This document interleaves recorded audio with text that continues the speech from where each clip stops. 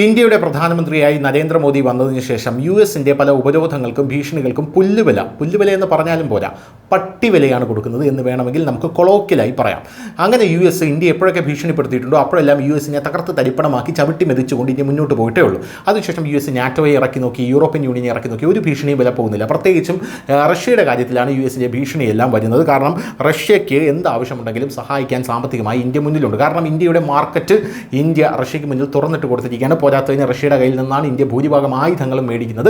അത് റഷ്യയ്ക്ക് വലിയ ഒരു സാമ്പത്തികമായിട്ടുള്ളൊരു നേട്ടമാണ്, അല്ലെങ്കിൽ ഒരു ആശ്വാസമാണ്. ഈ സാഹചര്യത്തിൽ നാറ്റോയൊക്കെ ഇറക്കി റഷ്യയ്ക്ക് സഹായിക്കുന്നത് നിർത്തണമെന്ന് സമ്മർദ്ദമൊക്കെ ഇന്ത്യക്ക് നേരെ ചെലുത്തി നോക്കിയെങ്കിലും നടന്നില്ല. പുടിൻ ഇന്ത്യയിലേക്ക് വരാൻ പോകുന്നു എന്ന റിപ്പോർട്ടുകളാണ് അതിനുശേഷം പുറത്തു വന്നത്. എന്നാൽ ഇപ്പോഴിതാ യുഎസിൻ്റെ ഭീഷണിയെ ഭയപ്പെടാതെ ഇന്ത്യയുടെ പടക്കപ്പൽ റഷ്യയിലേക്ക് ചലിച്ചിരിക്കുന്നു എന്ന റിപ്പോർട്ടുകളാണ് നമുക്ക് ലഭിക്കുന്നത്. എന്തിനാണ് ഇത് അങ്ങോട്ടേക്ക് പോയിരിക്കുന്നത്? റഷ്യൻ നാവികദിനത്തിൽ INS തമാലാണ് ഇപ്പോൾ അങ്ങോട്ടേക്ക് പോയിരിക്കുന്നത്. അങ്ങോട്ടേക്ക് പോകരുത് എന്ന യുഎസിൻ്റെ തിട്ടൂരം ഇന്ത്യ കാറ്റിൽ പറത്തിക്കൊണ്ടാണ് ഇത് ഞങ്ങളുടെ രാജ്യമാണ്, ഇവിടെ നിലപാടെടുക്കുന്നത് ഞങ്ങളാണ്, ഞങ്ങളുടെ രാജ്യത്തിൻ്റെ പരമാധികാരത്തിൽ ആരും ചോദ്യം ചെയ്യാൻ വേണ്ട, നമ്മുടെ ആർമി, നമ്മുടെ മിലിറ്ററി, നമ്മുടെ എയർഫോഴ്സ്, നമ്മുടെ നേവി എന്ത് ചെയ്യണമെന്ന് ഞങ്ങൾ തീരുമാനിക്കുമെന്ന് പറഞ്ഞ് ഇന്ത്യ ഇപ്പോൾ റഷ്യയിലേക്ക് പടക്കപ്പൽ അയച്ചിരിക്കുന്നത്. യുക്രൈൻ യുദ്ധത്തിനിടെ റഷ്യയുമായുള്ള ബന്ധം വഷളായതിനെ തുടർന്ന് ഇന്ത്യയെ നിരന്തരം ഭീഷണിപ്പെടുത്തുന്ന US നാറ്റോ മേധാവികൾക്ക് ഇന്ത്യ ഉചിതമായിട്ടുള്ള മറുപടിയാണ് നൽകിയിരിക്കുന്നത്. ഇന്ത്യൻ നാവികസേന അടുത്തിടെ നിർമ്മിച്ച യുദ്ധക്കപ്പൽ INS തമാൽ റഷ്യയുടെ സാമ്പത്തിക തലസ്ഥാനമായിട്ടുള്ള സെന്റ് പീറ്റേഴ്സ്ബർഗിലെത്തി. റഷ്യൻ നാവികദിനത്തിൽ സംഘടിപ്പിക്കുന്ന മഹത്തായ പരിപാടിയിൽ ഇന്ത്യൻ യുദ്ധക്കപ്പൽ പങ്കെടുക്കും. INS തമാലിൻ്റെ വരവ് റഷ്യൻ പ്രതിരോധ മന്ത്രാലയം ആഘോഷിക്കുകയാണ്.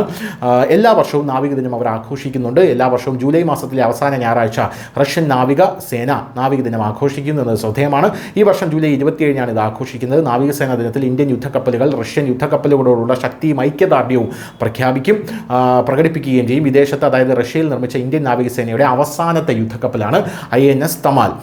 സെന്റ് പീറ്റേഴ്സ്ബർഗിൽ INS തമാലിൻ്റെ വരവ് അന്താരാഷ്ട്ര സഹകരണത്തിൻ്റെയും ഇരു രാജ്യങ്ങളുടെയും നാവികസേനകൾ തമ്മിലുള്ള വളർന്നു വരുന്ന പങ്കാളിത്തത്തിൻ്റെയും തെളിവാണെന്ന് റഷ്യൻ സ്റ്റേറ്റ് മീഡിയ ഇപ്പോൾ അഭിപ്രായപ്പെടുന്നു.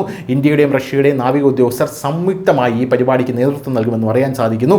ഈ ഇന്ത്യൻ യുദ്ധക്കപ്പൽ നിർമ്മിച്ച റഷ്യയിലെ യാന്തർ ഷിപ്പ്യാർഡിൻ്റെ CEO ആൻഡ്രി പുച്കോവ് INS തമലിനെ കുറിച്ച് പറഞ്ഞു. ഈ ഫ്രിഗേറ്റ് വിജയകരമായി പരീക്ഷണങ്ങൾ പൂർത്തിയാക്കിയിരുന്നു.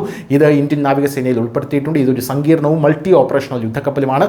ഉപരിതല, കര, വെള്ളത്തിൽ, വ്യോമ ലക്ഷ്യങ്ങൾക്കെതിരെ ശക്തമായിട്ടുള്ള നടപടി സ്വീകരിക്കാൻ INS തമാലിന് കഴിവുണ്ട്. എന്നിരുന്നാലും ഇത് റഷ്യയിൽ നിർമ്മിച്ചതാണെങ്കിലും ഈ പ്രോജക്റ്റ് 11356 പ്രകാരം ഇന്ത്യൻ കപ്പൽശാലയിൽ നിർമ്മിക്കുന്ന മറ്റ് 2 യുദ്ധക്കപ്പലുകൾക്ക് ഞങ്ങൾ വിദഗ്ധരെയും ആവശ്യമായ സാങ്കേതിക സഹായത്തെയും നൽകുന്നത് തുടരും എന്നാണ് റഷ്യ പറഞ്ഞിരിക്കുന്നത്. ഇന്ത്യൻ നാവികസേനയും റഷ്യൻ നാവികസേനയും നിരവധി സംയുക്ത പരിപാടികളിൽ പങ്കെടുക്കും എന്നുള്ളതും ശ്രദ്ധേയമായിട്ടുള്ള കാര്യമാണ്. News desk, news India Malayalam.